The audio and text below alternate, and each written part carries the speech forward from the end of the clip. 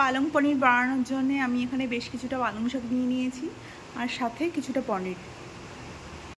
ধুয়ে রাখা পালং শাকগুলোকে একটু বয়েল করে নেব কিছু সময়ের জন্য। এখানে পালং শাকগুলো সেদ্ধ হয়ে গেছে, এবার আমি জল ছড়িয়ে নেব পালং শাকের। আমি এখানে কড়াইতে একটু অলিভ অয়েল দিয়ে দেব। অলিভ অয়েলের মধ্যে পনিরগুলোকে একটু ফ্রাই করে নেব হালকা করে। আমার পনিরগুলো ফ্রাই করা হয়ে গেছে, এবার পনিরগুলোকে আমি তুলে নেব।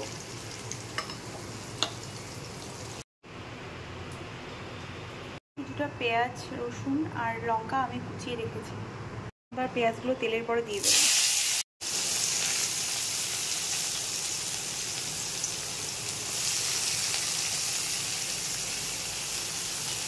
এখানে আমি মশলাটা রেডি করে নেব। কিছুটা রসুন আর কিছুটা পেঁয়াজ পেস্ট করে নেব।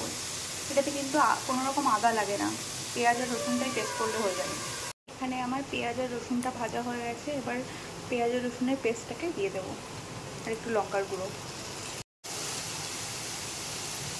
এখানে আমি কিছুটা ফ্রেশ ক্রিম নিয়েছি আর একটু কার্ড নিয়েছি।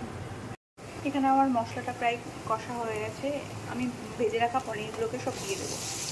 আমি এখানে সেদ্ধ করে রাখা পালং শাক পেস্ট করে নেব। আমি পনিরের মধ্যে কার্ডটাকে অ্যাড করে দিয়েছি, এর মধ্যে দিয়ে দেবো পালং শাকের পেস্টটা।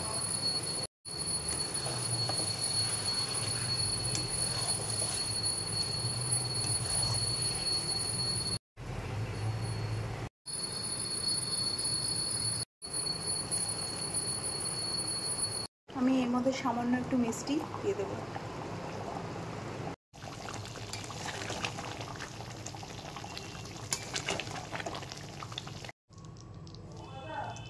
এখানে পালং পনিরটা রেডি হয়ে আছে।